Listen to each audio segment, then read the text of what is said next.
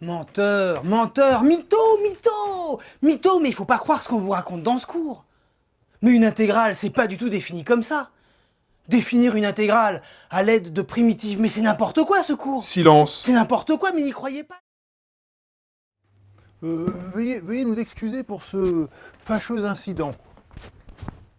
Et là, mais quand même. Pourquoi disait-il cela? Pourquoi vous avez effacé? Expliquez-nous. C'est votre cours quand même. C'est notre cours. On aimerait comprendre. Bon, c'est vrai, il n'a pas tort. Il a même raison. En mathématiques, de manière classique, on sépare bien l'intégrale, qui correspond à une théorie à part, et d'ailleurs il y a plusieurs théories et plusieurs types d'intégrales, mais essentiellement, c'est une théorie qui repose sur la notion d'aire, et puis la notion de primitive, elle repose sur la notion de dérivée.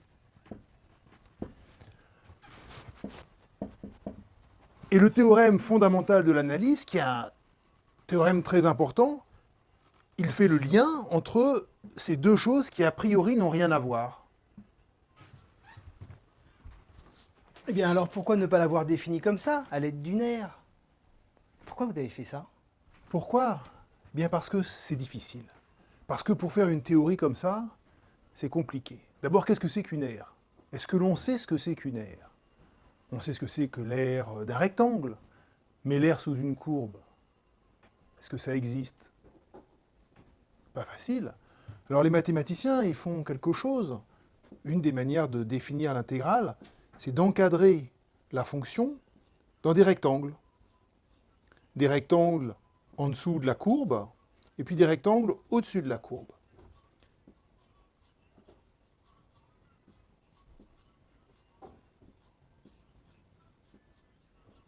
Et donc, vous voyez, on a des rectangles qui sont au-dessus et des rectangles qui sont en dessous. On regarde l'aire des rectangles qui sont à l'intérieur de la courbe, en quelque sorte, et puis l'aire des rectangles qui contiennent la courbe et puis toute la surface qui est sous la courbe. Alors on va avoir deux notions, un aire moins et puis une aire qui est plus grande. Et ici, si on prend un nombre de rectangles de plus en plus grand, eh bien ces deux aires devraient être de plus en plus proches, si l'aire sous la courbe est une notion qui existe bien.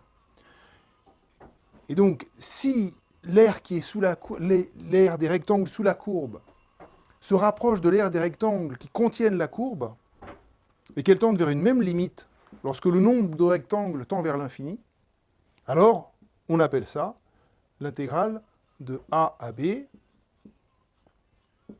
de f de t dt. Et donc on le définit vraiment comme une sorte d'aire quand la fonction est positive, et puis d'aire algébrique, c'est-à-dire ça peut être négatif quand la fonction est négative.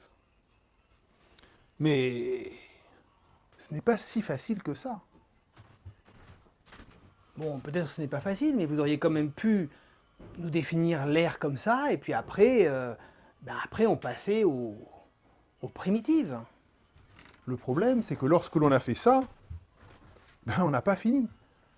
C'est qu'il faut encore montrer, à l'aide de cette définition, un certain nombre de propriétés. La linéarité, que l'on a démontrée très facilement, avec la définition basée sur les primitives. Mais là, ce n'est pas facile du tout. Châle.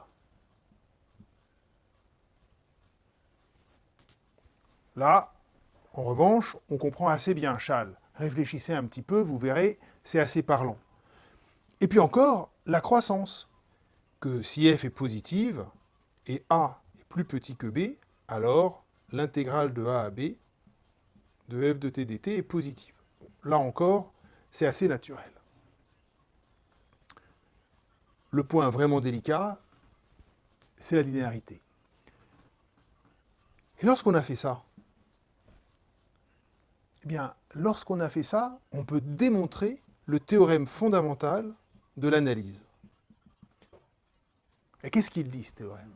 Eh bien, il dit que si f est continu, sur un intervalle, et que vous regardez l'intégrale de a à x de f de t dt, alors f est dérivable, grand F est dérivable, et grand F' égale petit f. Et donc, vous avez démontré un résultat extrêmement important qui n'a rien de simple. C'est qu'une fonction continue admet toujours une primitive.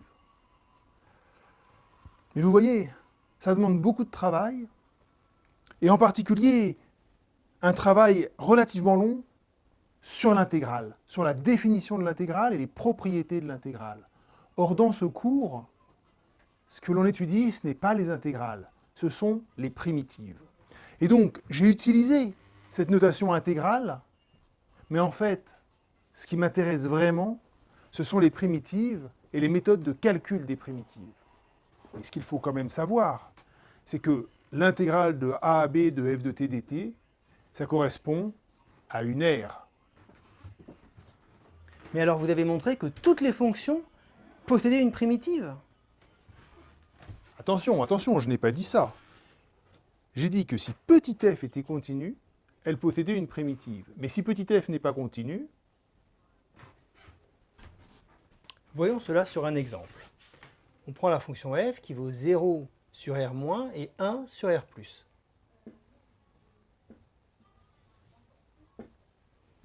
Et supposons que cette fonction est une primitive.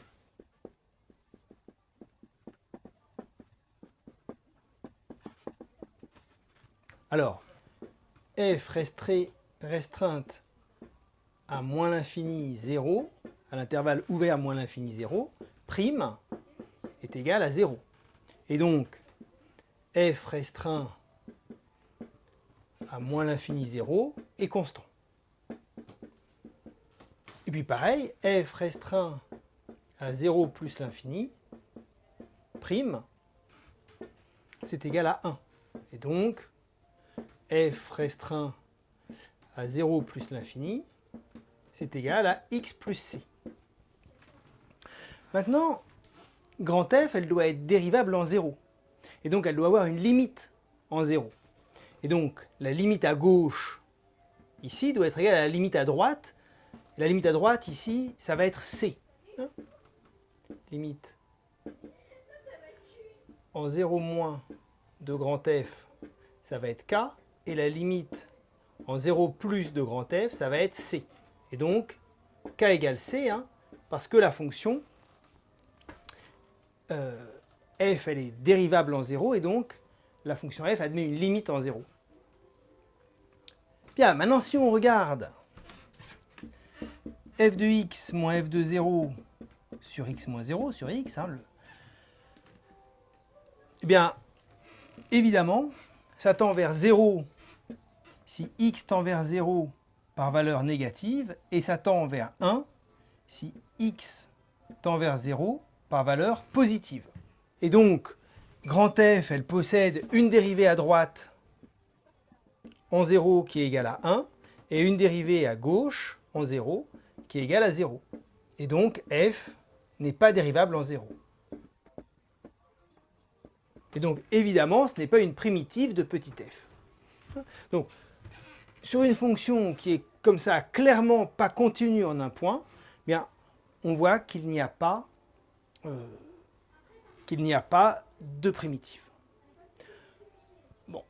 Après, on peut aussi voir qu'il y a des fonctions qui possèdent des primitives et qui ne sont pas continues. Mais il n'y a pas un saut comme ça, comme on a ici.